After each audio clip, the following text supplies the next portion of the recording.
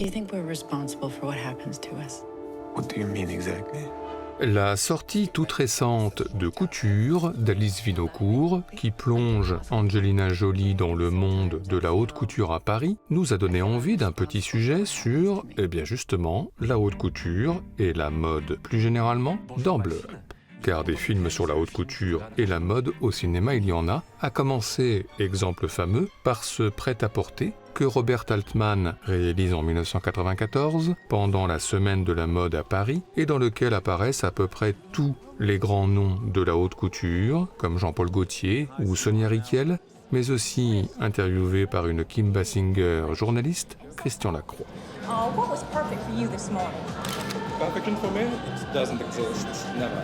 In fashion, we're all... Mais à part ça, eh bien le cinéma a souvent fait le portrait de grands couturiers. De grands couturiers inventés, comme ce Philippe Clarence, interprété par Raymond Rouleau, dans Falbala de Jacques Becker, ou plus récemment dans Phantom Thread de Paul Thomas Anderson, Reynolds de Woodcock, grand couturier dans le Londres des années 50, campé par un Daniel Day-Lewis concentré et intense, comme à son habitude, surtout avec son modèle et un peu plus, Vicky Krieps. Sinon, évidemment, le cinéma a aussi fait le portrait de légendes de la mode, et curieusement, parfois en double. Ainsi, en 2009, sont sortis 2 films consacrés à Coco Chanel. Le premier, Coco avant Chanel, dans lequel Anne Fontaine se concentre sur les premières années de la créatrice, incarnée par Audrey Tautou, de ses débuts modestes dans le music-hall avec Marie Gillin, Vous n'auriez pas vu Coco, Coco dans Trocadéro. à ses premières créations dans le silence et la concentration avec la complicité d'Emmanuel DeVos,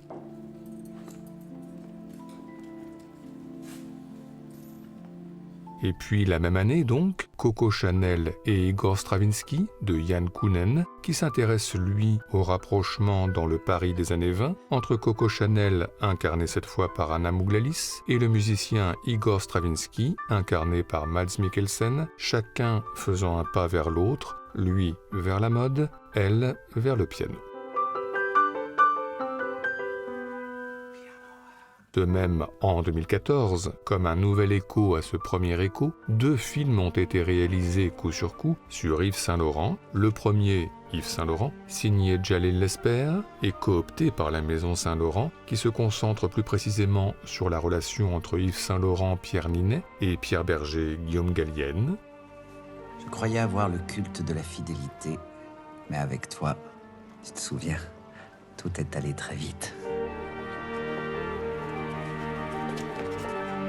Et la même année donc, Saint-Laurent de Bertrand Bonello, avec Gaspard Ulliel en Saint-Laurent, et où la figure de Pierre Berger est cette fois plus discrète, pour un portrait éclaté de l'artiste, avec son lot de scènes inoubliables, dans le rouge, avec cette lettre d'Andy Warhol lue dans une boutique au milieu des mannequins. But maybe today, becoming famous is the greatest art of all. And you and I are both fabulous at that. Et puis dans le blanc immaculé, avec le travail, la réflexion, la manie du détail, dans le silence, toujours.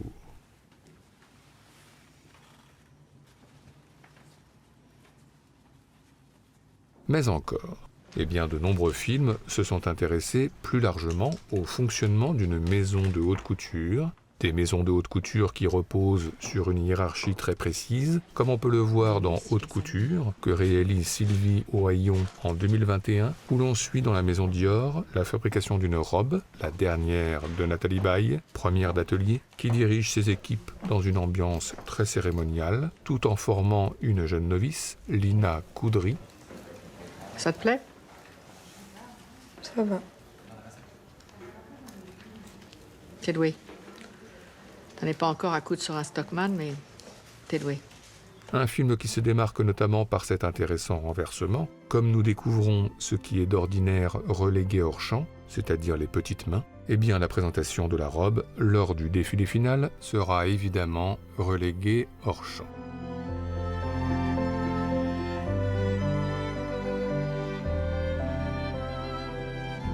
Sinon, évoquons une maison particulière, la maison Gucci, sur laquelle revient Ridley Scott dans House of Gucci, et plus précisément sur l'empire financier du groupe et les nombreuses querelles de succession que la famille a connues, avec, en point culminant, l'assassinat de l'héritier Maurizio Gucci, incarné ici par Adam Driver.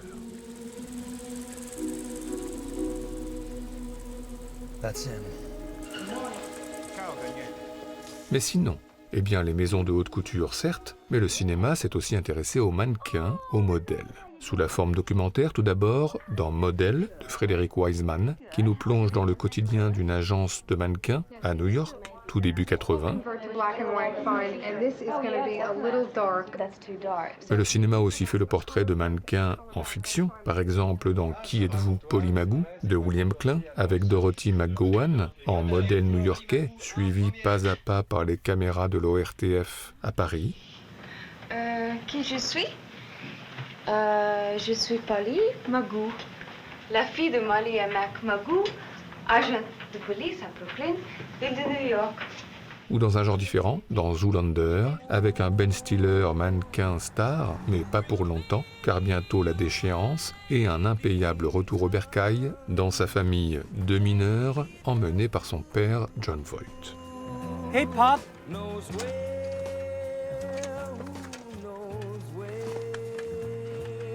It's me! Mais quoi d'autre? Eh bien, ces mannequins sont souvent soumis à une très forte pression. Par exemple, la concurrence entre collègues, comme on peut le voir dans La Reine de Broadway, avec une Rita Hayworth épiée et jugée lors d'un concours organisé par le magazine Vanity.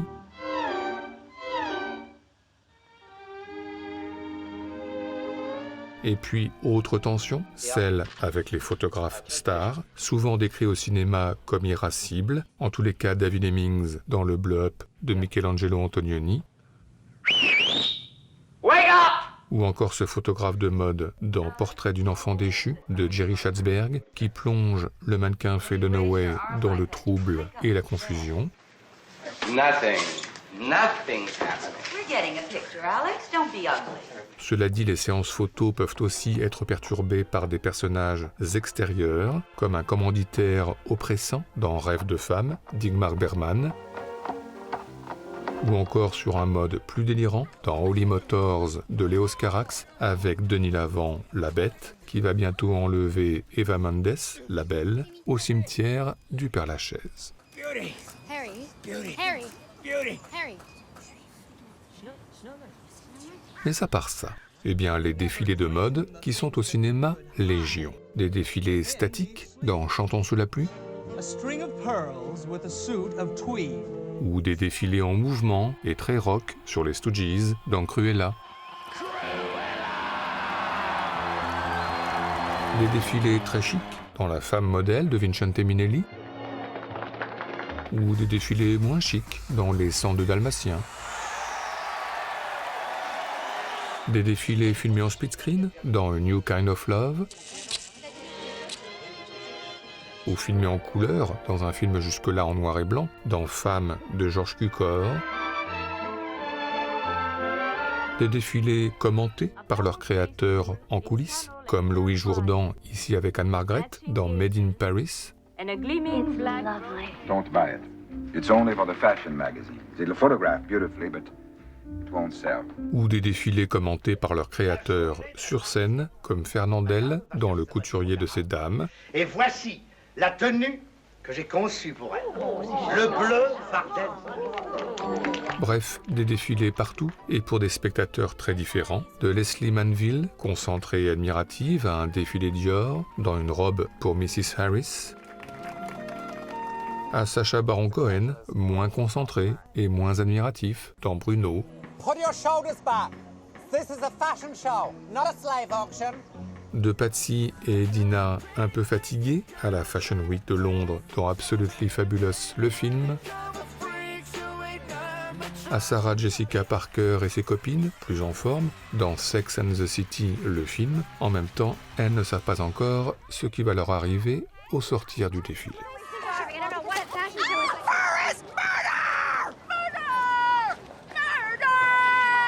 Enfin, terminons ce tour d'horizon par le cinéma d'horreur, genre qui a parfois fait la part belle à la haute couture. Alors déjà, certains photographes de mode ont été parfois confrontés à l'horreur, à commencer par Faye Dunaway, encore elle, dans Les yeux de Laura Mars, qui incarne une photographe spécialisée dans les mises en scène macabres et qui va bientôt être elle-même assaillie par des visions de meurtre à venir.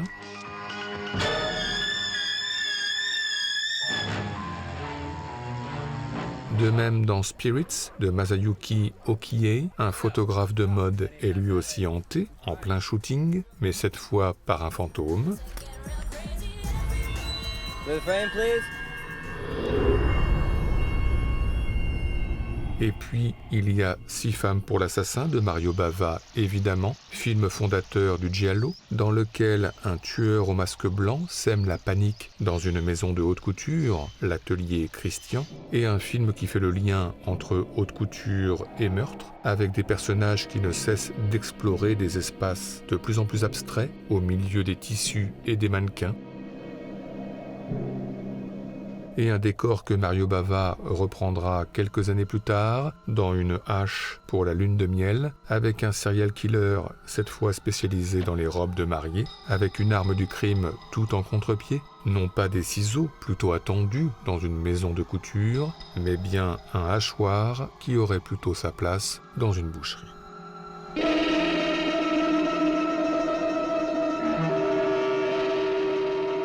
Enfin, rien à voir et en même temps pas si sûr, citons le huis clos de Rainer Werner Fassbinder, Les larmes amères de Petra von Kant, dans lequel une créatrice prend un plaisir sadique à humilier son assistante dans une ambiance anxiogène très Qu'est-il arrivé à Baby Jane.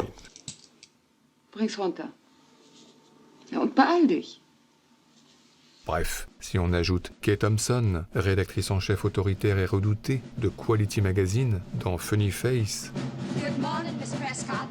et Meryl Streep, rédactrice en chef autoritaire et redoutée du magazine Runway dans Le diable s'habille en Prada, on peut dire que la haute couture est au cinéma partout, surtout si l'on ajoute les célèbres duos qui ont jalonné l'histoire du cinéma, Christian Dior et Marlène Dietrich dans Le Grand Alibi, Pierre Cardin et Jeanne Moreau dans Eva, Coco Chanel et Delphine Seyrig dans L'année dernière à Marienbad, Yves Saint-Laurent et Catherine Deneuve dans Belle de jour, Je t'aime chaque jour davantage. Pierre Balmain et Brigitte Bardot dans La mariée est trop belle, mais aussi Karl Lagerfeld et Bulogier dans Maîtresse, Encore vous. Paco Rabanne et Jane Fonda dans Barbarella, ou encore plus récemment Jean-Paul Gaultier et Victoria Abril dans Kika, Prada et Leonardo DiCaprio dans Roméo et Juliette, sans oublier nos préférés Richard Gere en costume Armani et pas qu'un seul dans American Gigolo, et Audrey Hepburn en robe Givenchy évidemment au petit matin sur la 5e avenue en ouverture de Diamant sur canapé. Et tout ceci nous a comme d'habitude donné des envies de classement. C'est donc parti pour notre traditionnel top 5 subjectif, celui des meilleures scènes liées de près ou de loin à la mode et la haute couture au cinéma, en tous les cas pour nous.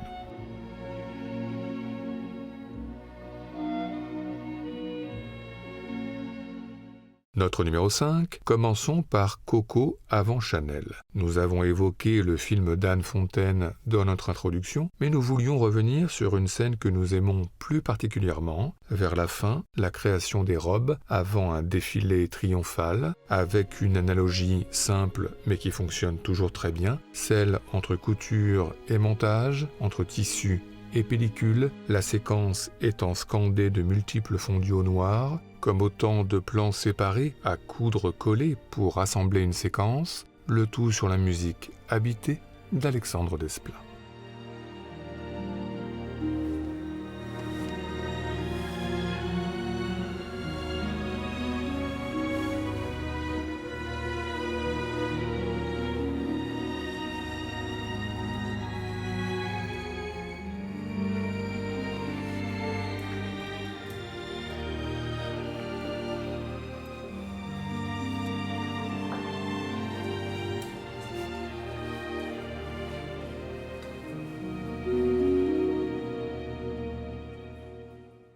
Notre numéro 4 concerne un film que nous avons soigneusement gardé pour le top, The Neon Demon de Nicholas Winding Refn, qui suit le parcours douloureux du mannequin Ellie Fanning dans le monde de la mode, filmé comme un cauchemar, et notamment lors de ce shooting photo glaçant dans une blancheur clinique, avec un photographe de mode au regard et à la voix tranchant comme un scalpel, l'idée d'une autopsie.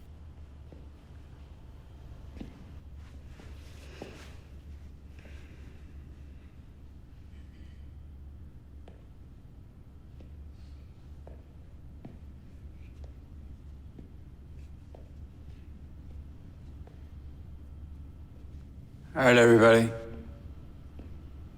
Thank you for your work. It's gonna be a closed set.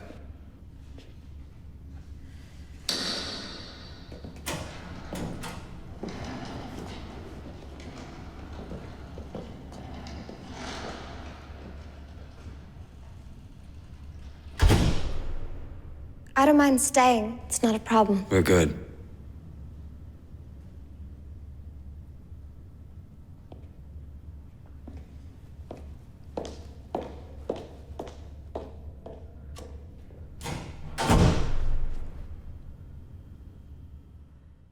Notre numéro 3, un autre film que nous avons soigneusement gardé pour le top, Papicha, que la réalisatrice franco-algérienne Mounia Medour présentait à Cannes en 2019, César du meilleur premier film par la suite, un film qui revient sur la décennie noire en Algérie dans les années 90, avec Lina Koudry, encore elle, jeune étudiante qui bientôt va se passionner pour le stylisme et la mode, avec l'idée d'organiser un défilé à Alger, mais un projet qui va rencontrer de nombreuses résistances. Alors, tenir bon, coûte que coûte, et parvenir à organiser quand même ce défilé qui va se transformer en acte de résistance, même éphémère, face à l'obscurantisme.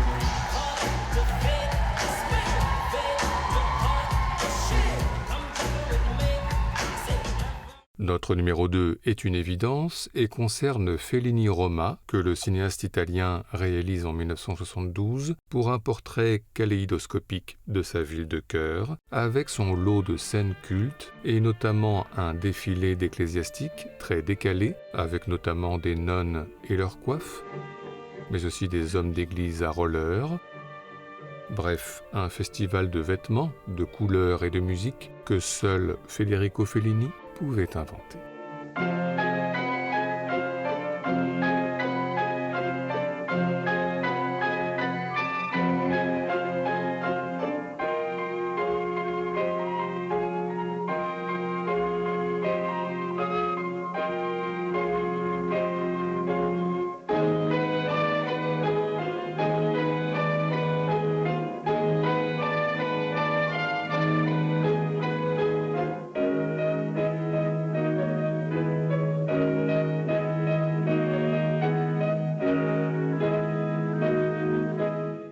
Enfin, notre numéro 1, il ne pouvait en être autrement, Saint-Laurent, notre film préféré sur le sujet, réalisé par un grand couturier de la mise en scène, Bertrand Bonello, et plus précisément le défilé final, dans une temporalité éclatée, entre passé, présent et futur, bientôt filmé en split screen pour rendre compte des 1000 facettes du personnage et de ses créations, mais aussi pour une nouvelle fois faire le parallèle entre pellicule et tissu, les coutures apparentes, oui, c'est vraiment très bien le Saint-Laurent de Bonello, surtout porté par la voix céleste de la Calas et surtout porté par le visage, le regard et le sourire, céleste aussi, de Gaspard Ulliel.